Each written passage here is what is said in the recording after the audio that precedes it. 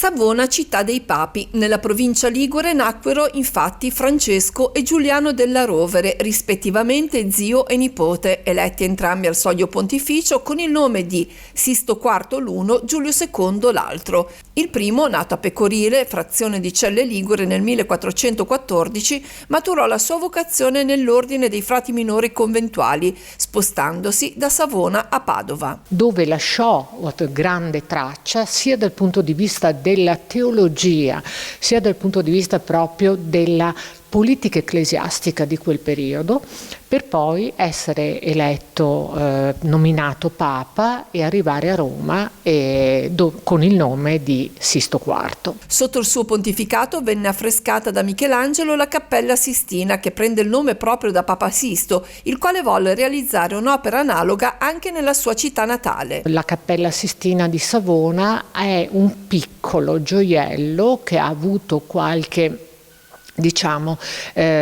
aggiustamento nel corso dei secoli, ma ha mantenuto quella che era lo stile e le caratteristiche volute da Sisto IV. La passione per l'arte della famiglia della Rovere ha segnato il percorso della città. Dette l'avvio ad un progetto, un processo culturale che poi avrà delle ricadute anche in un'altra eccellenza del territorio savonese, Albissola, ma anche Savona, con la ceramica. Il convegno internazionale che si svolgerà a Savona e Padova ha come scopo quello di tracciare il ritratto della personalità di Francesco della Rovere, anche prima che diventasse Papa. Di far comprendere quanto Francesco della Rovere diede alla Liguria, a Padova, quindi al Veneto, ancor prima di diventare pontefice.